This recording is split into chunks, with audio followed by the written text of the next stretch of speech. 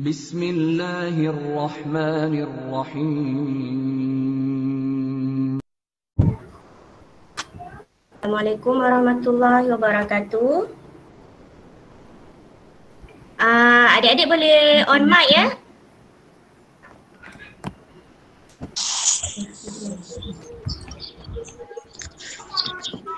Okay, Assalamualaikum warahmatullahi wabarakatuh. Selamat sejahtera. Assalamualaikum. Sihat? Waalaikumsalam. Alhamdulillah. Okey, Assalamualaikum. Okey pada pagi ini kita akan mulakan program kita pada hari ini dengan umul kitab Al-Fatihah untuk yang beragama Islam dan untuk yang bukan beragama Islam bertakaful mengikut agama masing-masing. Al-Fatihah.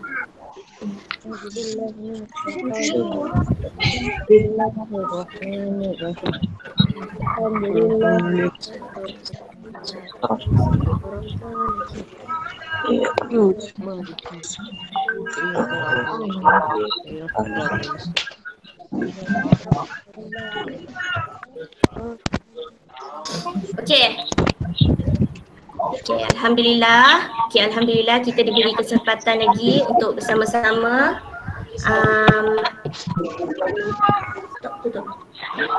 kita diberi kesempatan lagi untuk bersama-sama menghadiri majlis ilmu pada hari ini.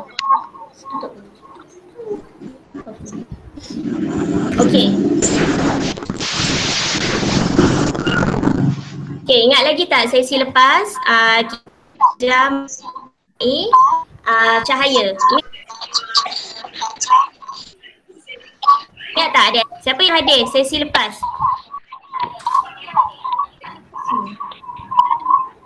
Okey, kita ada ini cahaya, topik tentang sifat cahaya. Sekejap ya.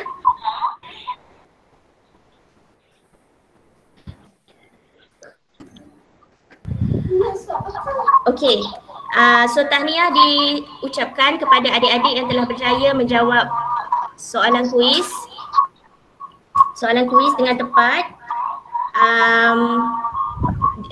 Rasanya adik-adik ini ada yang dah menerima. Semua peserta yang telah menjawab soalan kuis dengan tepat telah menerima hadiah-hadiah seperti yang telah dijanjikan pada 2 minggu lepas. Okey, nanti saya tunjukkan pemenang-pemenang untuk hadiah kuis. Bentar ya. Slowkan suara boleh ke? Sekejap ya adik-adik.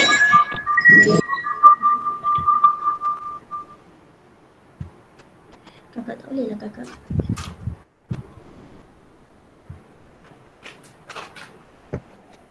Okey, ini adalah pemenang-pemenang kuis pada 2 minggu lepas.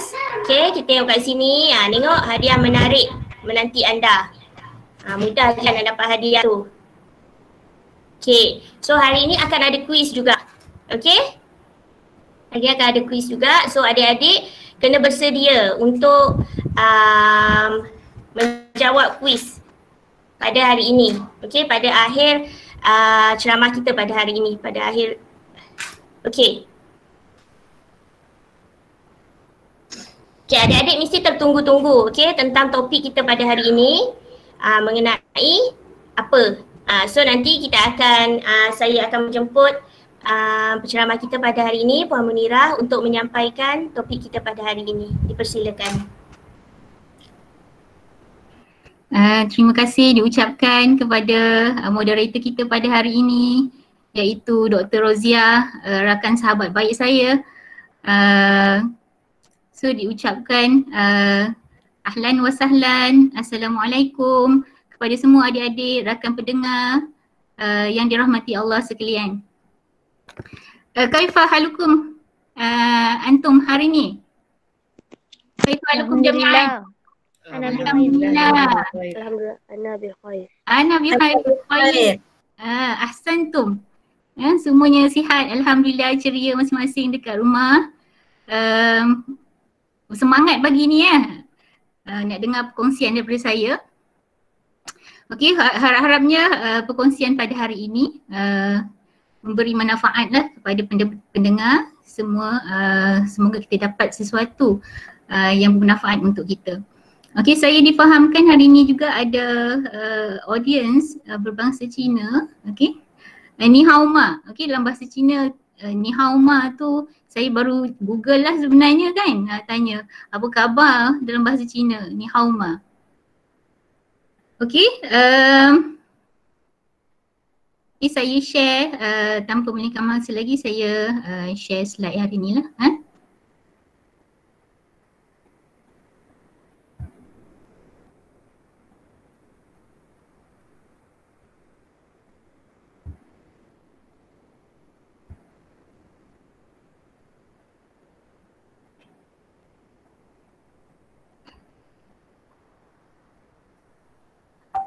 Okey, sebelum tu saya perkenalkan diri.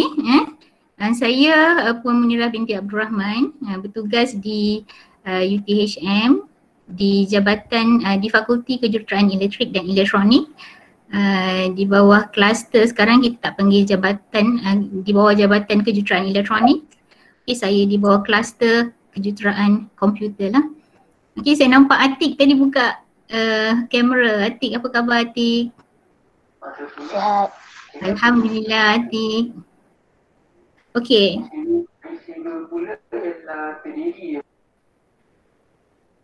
Okey, semua boleh nampak slide saya? Boleh nampak tak? Nampak? Boleh. Alhamdulillah. Nampak. Boleh. Okey, so hari ini terima kasih kepada yang join kita hari ini. Okey, so kita masih lagi dalam siri sains. Okey, Sabti ni untuk siri yang pertama, siri sains kita ada, saya terangkan sikit lah, kita ada 5 slot. Okey, so inilah slot yang kedua. Okey, so terima kasih kepada adik-adik yang dah join pada sesi yang lepas, so join lagi pada hari ini. Okey, so memberi sokongan kepada program kita.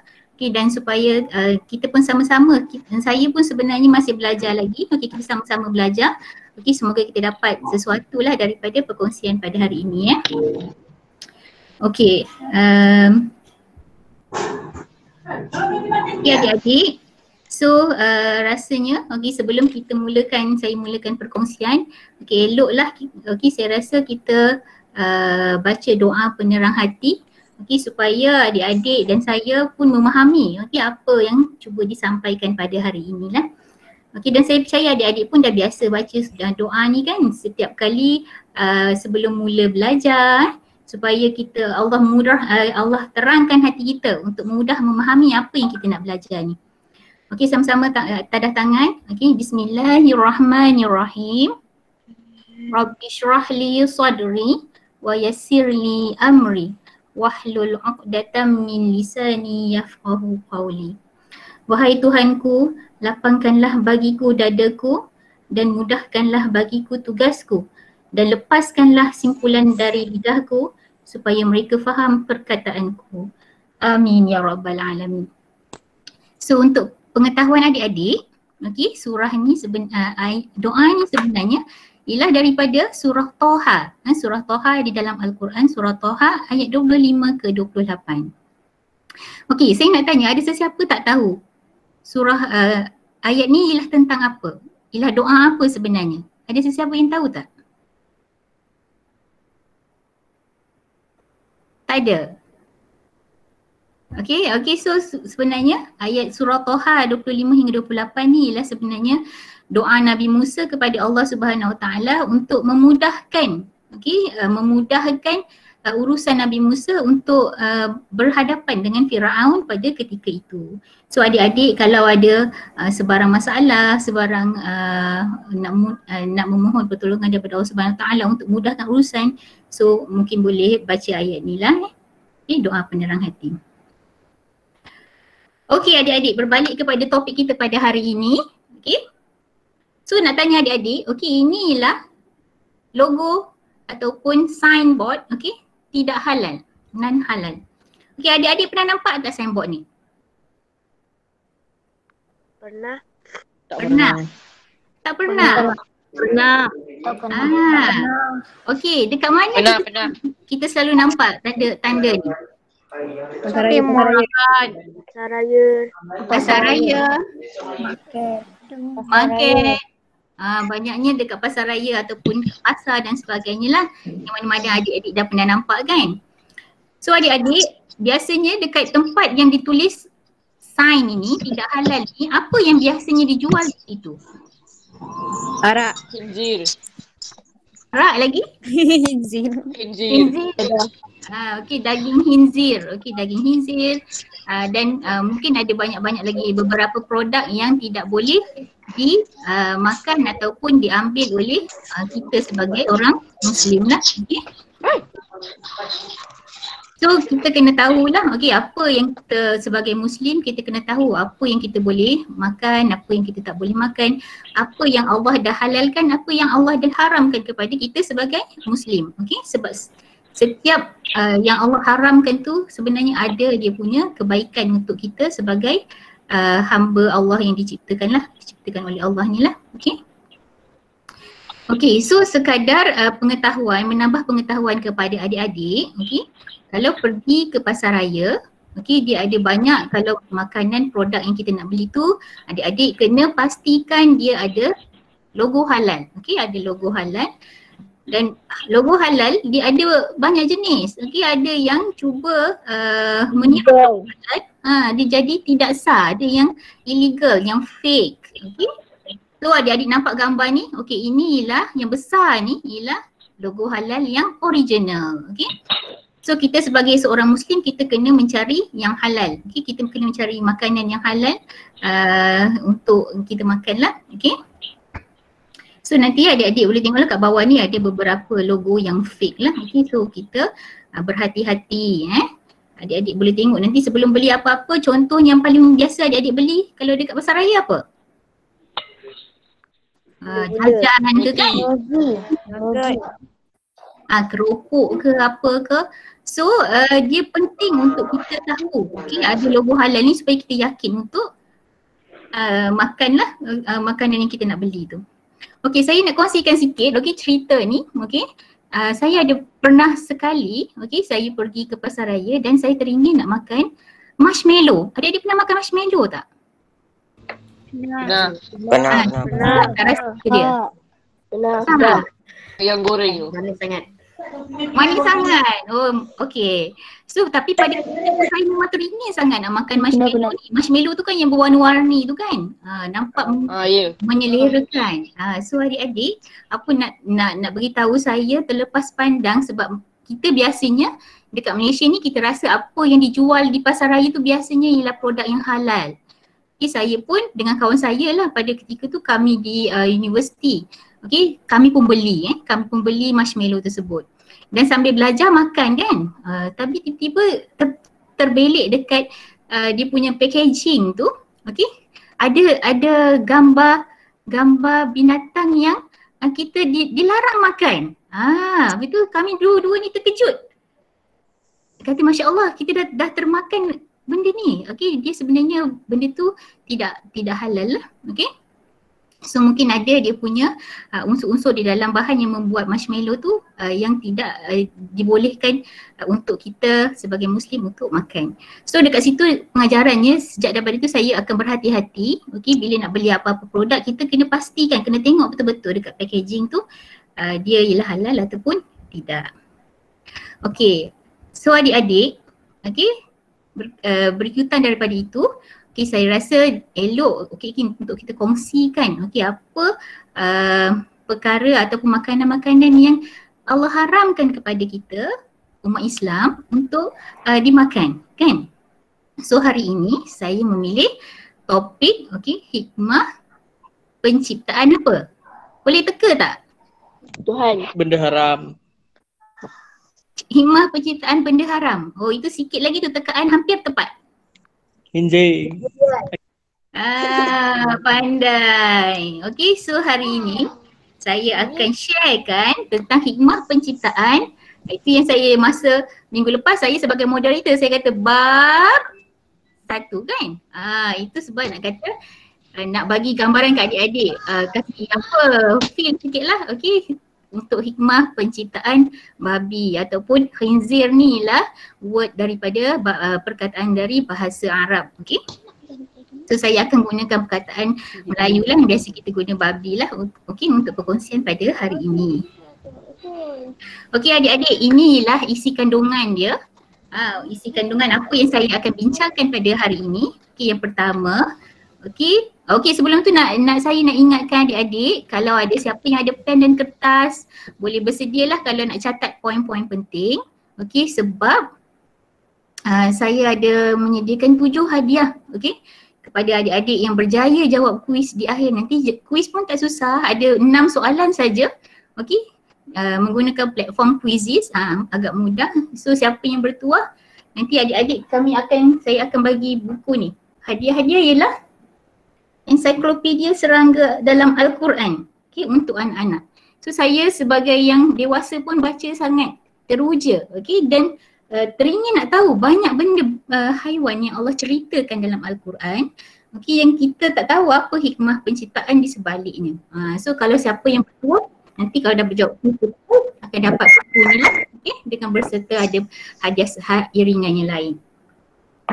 Okey, so isi kandungan dia ialah yang pertama mengenai pengenalan babi. Okey, nak tahu apa babi ni secara ringkas lah, okey. Saya pun bukan ahli dalam maksudnya nak menceritakan struktur babi dan sebagainya, tapi kita berdasarkan pembacaan, okey, dan beberapa yang kajian yang saya baca, so saya boleh sharekan lah. Okay, and then point yang kedua, okay, mengapa babi haram dimakan? Kenapa kita boleh makan babi ni? Okay, and then saya ada sertakan kenapa? Makan najis, pandainya, Masya Allah. Nanti saya akan ceritakan lebih lanjut, okay? Sebab dia pengotor. Sebab dia pengotor, betul juga. Nanti kita akan tengok dengan lebih lanjut lagi. Okey, ada kajian sains tentang babi. Okey, kenapa? Sebab dulu Allah turunkan pengharaman sahaja tentang babi, tapi dia tidak ada bukti sains yang menyokongnya kan. So sekarang ni baru kita ada bukti sains kenapa Allah mengharamkan babi pada ayat Al-Quran tu diturunkan. Dan kita akan tengok sedikit penyakit bawaan babi di Malaysia. Okay, and then bila sebut tentang babi ke haiwan-haiwan yang diharamkan oleh Allah SWT ni, kita pun kena tahu juga sedikit sebanyak tentang samak ataupun sertu. Adik-adik kalau biasa kalau dekat sekolah agama, mesti saya rasa dah belajar ni, samak ataupun sertu. Dan kita akan tengok sedikit sirah berkaitan dengan babi.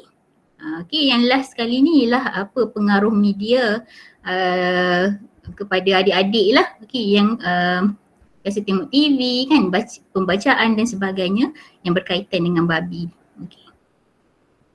Okey adik-adik, kita pergi yang pertama, bahagian yang pertama mengenai pengenalan babi ni. Okey, nak tahu sedikit sebanyak lah. Okey, sebelum tu kita tengok dulu, okey, ayat Al-Quran yang pertama ni. Okey, inilah ayat Quran yang diturunkan yang mengharamkan memakan babi ni kepada kita umat Islam. Okey, so ini ayat Al-Quran yang pertama ialah daripada surah Al-Baqarah. Kalau adik dapat lihat dekat bawah tu Al-Baqarah 2:173. Okey, apa 2 ni maksud dia apa? Surah yang kedua. Juzuk kedua. Juzuk 2. Bukan juzuk kedua sayang. Okey, yang kedua tu ialah surah yang kedua di dalam Al-Quran. Okey, ayat 173. Al-Baqarah ayat surah yang kedua ayat 173.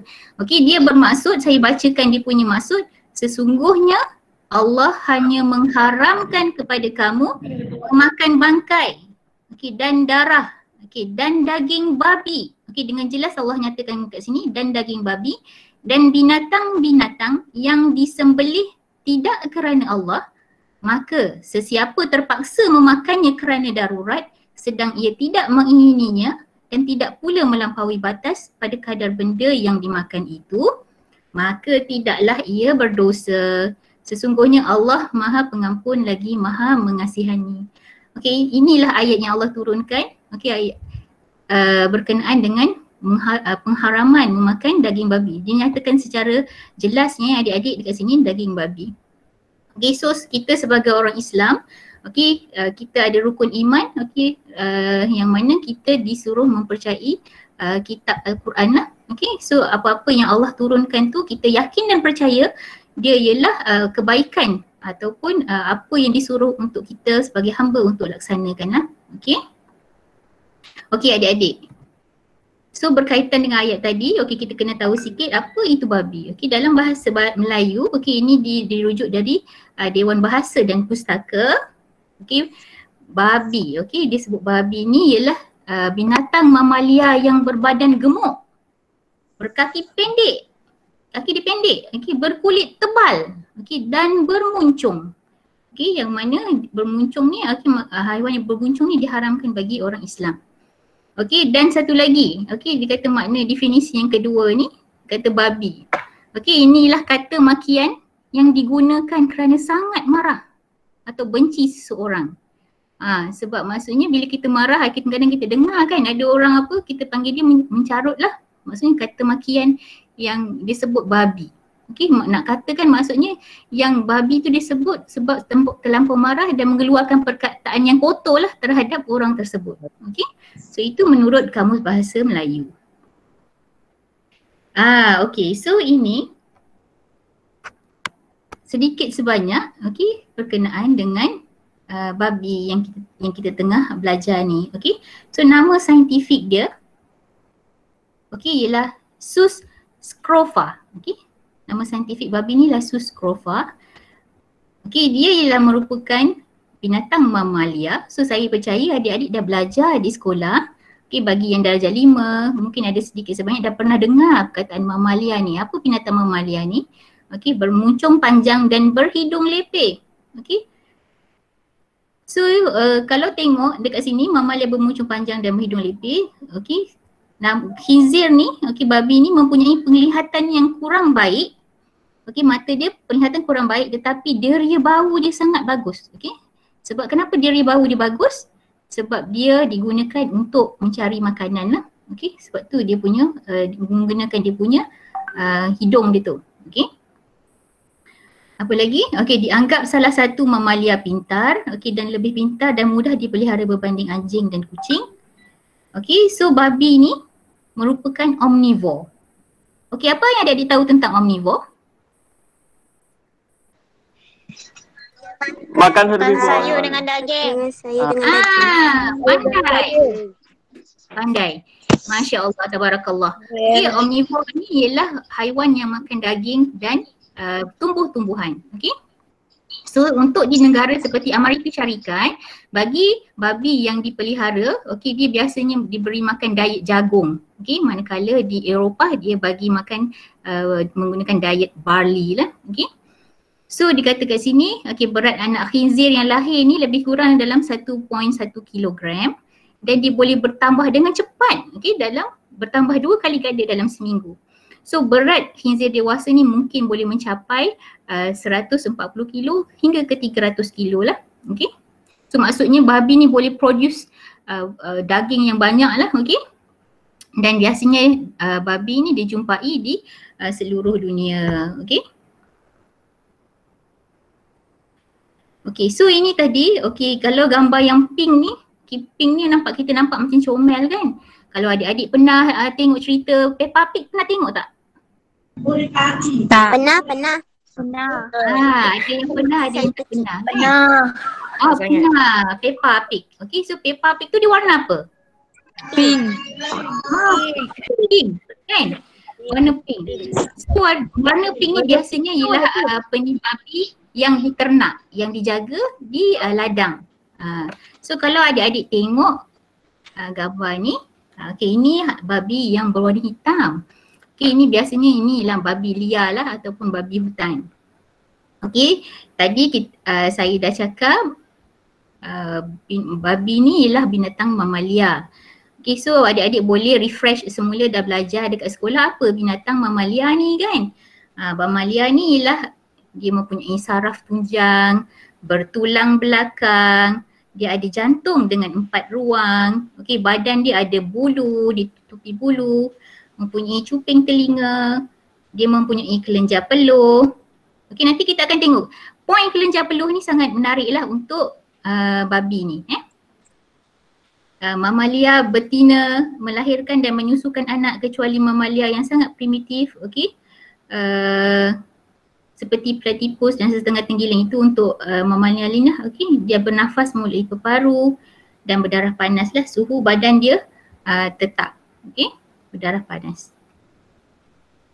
Okey adik-adik, ini kalau adik-adik nak tahu, ini ialah istilah sains, okey, yang biasa digunakan untuk produk-produk yang ada unsur babi. Okey, ini pun salah satu ni pun penting jugalah, kadang-kadang kita beli makanan ada istilah-istilah digunakan dekat belakang packaging tu kan. So mungkin membantulah adik-adik. Kita ada sedikit lah, bukan adik-adik saja, saya pun dapat juga ilmu nak tahu okey apa ni sebenarnya ada unsur apa dalam makanan tersebut. Okey, kat sini dia tulis ada pork, okey, istilah yang digunakan untuk daging babi di dalam masakan. Kalau dalam masakan dipanggil pork. Okey, ada swine, okey, istilah yang digunakan untuk keseluruhan kumpulan spesies babi.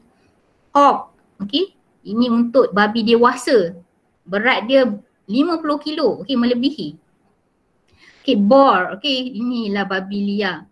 Okey, and then ada ni lard, okey, lemak babi. Kalau kat belakang packaging tu tulis lard, okey, itu ialah sebenarnya makanan tu ada mengandungi lemak babi, okey, yang digunakan bagi membuat minyak masak dan sabun. Okey, sabun pun ada kandungan babi, adik-adik kena hati-hati juga Okey, bacon, okey, daging haiwan yang disalai termasuk babi.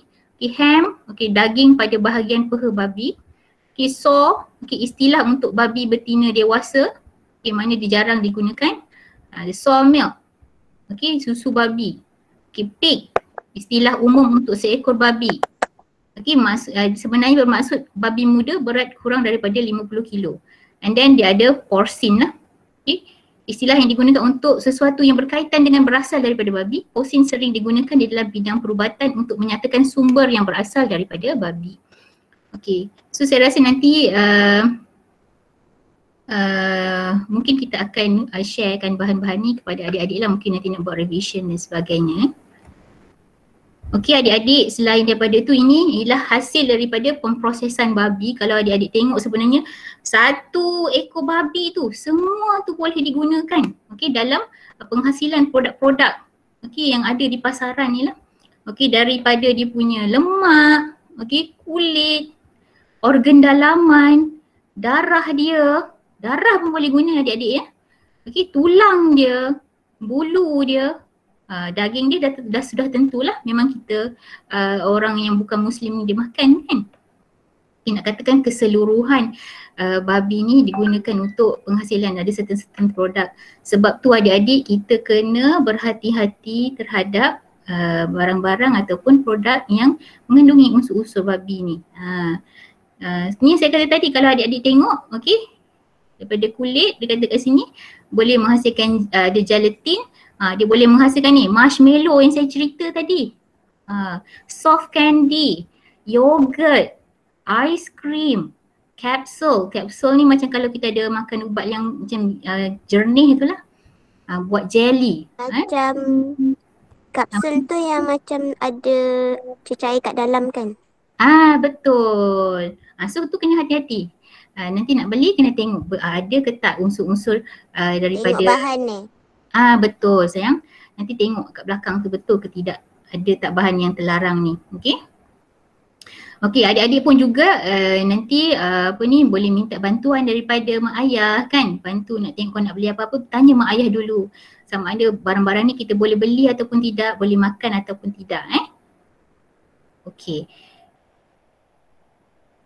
So saya dah tunjukkan secara ringkas okey, bahagian apa itu babi dan apa dia punya parts yang kita yang biasa digunakan lah untuk penghasilan produk di pasaran ni.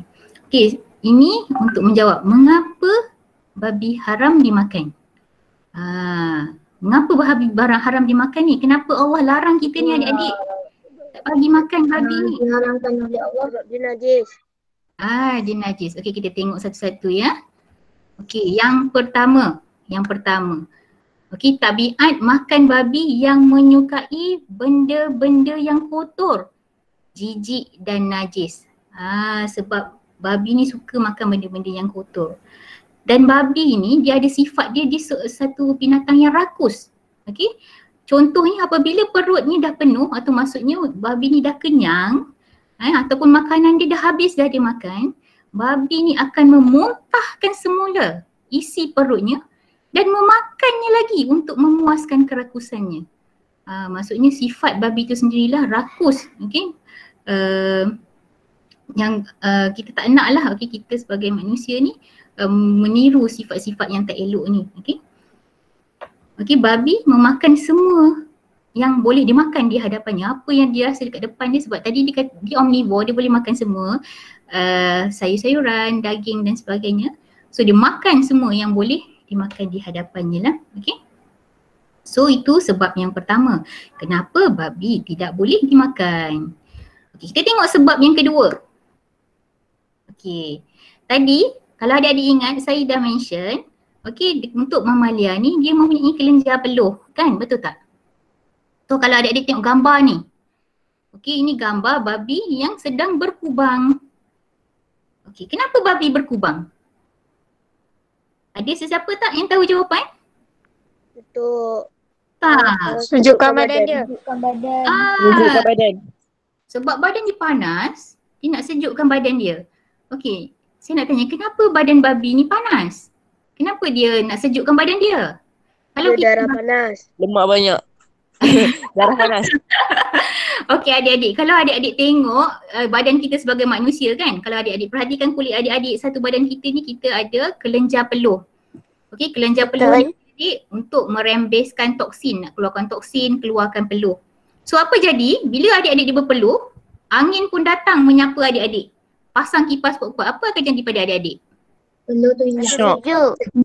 Syok. Okey, sejuk. Yes. Sejuk kan? Sejuk. Itulah maksudnya peluh yang keluar tu boleh menyejukkan badan kita lah. Maksudnya bila angin datang kat kita, badan kita akan sejuk. Okey, tapi berbeza dengan babi ni adik-adik, dia ada kelenjar peluh. Tapi kelenjar peluh bagi babi ni sedikit berbanding dengan saiz badan dia yang besar tu. Okey, so kelenjar peluh tu sedikit. Maksudnya peluh yang keluar tu sedikit. Okey, so dia kata kat sini fungsi utama kita tahu kelenjar peluh adalah untuk buang toksin kan. Tapi kelenjar peluh dia sedikit. So bagaimana babi ni dia nak kekalkan suhu badan dia supaya jadi normal dan sejuk. Sebab tu dia berkubang dan berguling-guling kat dalam lumpur tu. Kalau adik-adik tengok macam tu lah, maksudnya dia nak sejukkan badan dia, berguling-guling supaya badan dia sejuk. Macam selesa lah kan untuk dia. Okay, so tapi adik-adik di ladang babi, tempat penternakan ni biasanya tempat tu sempit. Okay, tempat tu sempit. So menjadikan kawasan untuk babi berkubang ni terhad. Okay, so biasanya lumpur yang digunakan babi ni untuk sejukkan badan ni biasanya bercampur dengan najis dan muntah mereka dan mereka bergolek dekat situ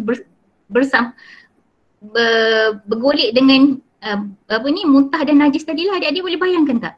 Maksudnya kawasan tu menjadi sangat kotor dan sebab itulah binatang ni dilarang oleh Allah untuk kita makan daging dia. Sebab sifat dia pun sendiri, dia punya tabiat dia pun sendiri adalah kotor dan jijik lah. Okey, selain daripada itu, itu tadi ialah poin yang kedua.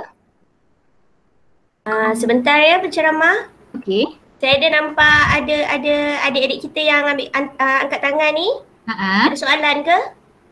Adik-adik ada soalan ke? Saya. Apa tu? Soalan apa? Kenapa ladang khinzir tu dia sempit? Oh, kenapa ladang khinzir tu sempit? Okey adik-adik, ladang khinzir, biasanya kan tadi kita dah nyatakan khinzir ni dia boleh membiak dengan sangat cepat. Tapi dia dah sediakan ladang yang besar. Tapi khinzir ni dia membiak dengan kadar yang cepat. So maksudnya dia akan ada banyak anak-anak dia yang lahir pada satu ketika, menyebabkan banyak khinzir dekat dalam kandang tu. Kalau adik-adik sebagai kalau pembela khinzir mestilah dia tak naklah buang ke apa ke supaya nanti rugilah kan. So biasanya kandang-kandang ni biasanya penuh lah dengan binatang-binatang yang diternak ni lah. So menjadikan dia sempit. Tapi adik-adik kalau maksudnya biasa kalau babi-babi yang berkeliaran di hutan dan sebagainya, kawasannya tidak sempit lah, so mungkin dia cari lumpur yang tidaklah bercampur ataupun dengan najis atau muntah dia kan, tapi dia punya sifat tu sendiri biasanya dia menyukai tempat yang kotor. Itu sifat babi ni lah. Okey, boleh tak? Okey, terima kasih. Sama-sama. Okey, so sebab yang ketiga. Sebab yang ketiga adik-adik, daging babi ni sebenarnya mengandungi cacing dan parasit yang membinasakan. Ini spelling error. Membinasakan tubuh kita. Maksudnya ada banyak cacing-cacing parasit ni. Dia ada cacing dan parasit yang membinasakan tubuh. So adik-adik, ketika ayat Al-Quran ni diturunkan, kita tak tahu, pada ketika tu tidak diketahui kenapa diharamkan makan daging babi ni. Penemuan kepada cacing dan parasit ni dijumpai dalam lebih kurang tahun 1800. Baru lagi, kita sekarang ni 2000 kan, 2021. Pada tahun 1800 baru dijumpai dalam daging babi tu sebenarnya ada terdapat kandungan cacing dan parasit yang sangat berbahaya kepada manusia. Tapi sebab masa ayat Al-Quran pengharaman tu diturunkan pada tahun 1400 tahun yang dulu. Awal lagi kan. Tapi umat Islam ikut sebab kita mengimani, kita percaya apa yang Allah kata tak boleh itu yang terbaik lah untuk kita sebagai manusia ni, sebab Allah lebih mengetahui. Tapi dia punya, maksudnya bila Al-Quran tu dikaji, kenapa daging babi ni tak boleh dimakan, barulah dia jumpa, saintis ni menjumpai, rupa-rupanya dalam daging babi ni mengandungi cacing dan parasit yang boleh membinasakan, yang boleh merosakkan tubuh kita lah, menjadikan kita tak sihat. So kalau adik-adik tengok kat sini ada banyak lah, ini contoh yang saya dapat lah, yang saya sempat lah untuk capture. Yang pertama dia ada cacing pita. Cacing pita ni adik-adik kalau duduk dalam usus adik-adik dia boleh jadi sangat panjang. Lebih kurang 10 meter dia boleh panjang dia. Cacing pita. Ada cacing Trisinella spiralis, nama saintifik kan. Susah lidah nak sebut ni. Cacing Phaseolopsis. And then ada parasit Clonorhynchus dengan parasit. Ni namanya panjang lah, adik-adik boleh baca sendirilah ni. Tapi nak dinyatakan di sini adik-adik bahawa daging babi ni biasanya mengandungi cacing dan parasit yang tidak elok untuk badan kita.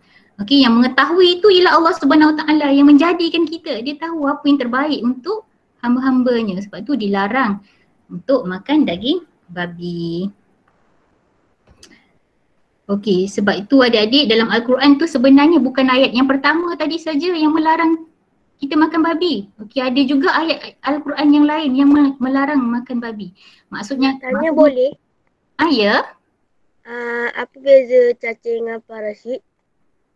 Cacing dengan parasit itu ialah daripada segi saintifik. Maksudnya parasit ni biasanya dia jadikan kita sebagai perumah untuk menyedut kita punya makanan-makanan yang daripada yang kita makan.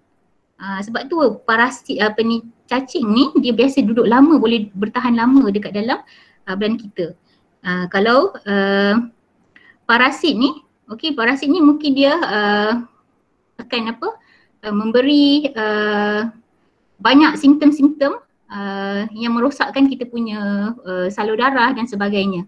Ini nanti kalau untuk jawapan yang lebih tepat lagi adik-adik, mungkin lepas ni saya boleh jawab lah kalau adik-adik nak tanya dekat grup Telegram lah kan, supaya saya boleh ada lebih kajian yang lebih tepat lagi supaya kita boleh spesifikkan cacing ni apa mudaratnya kepada manusia, parasit ni apa. Sebab saya buat slide ni pun sebab kita kongsi kita 1 jam saja nak cerita semua kan, nanti adik-adik kena duduk bersama saya dengar selama 3 jam nanti kita punya perkongsian ni. Tapi adik-adik jangan risau, kalau ada apa-apa soalan lepas ni yang tak puas hati dengan jawapan saya boleh tanya dekat grup Telegram.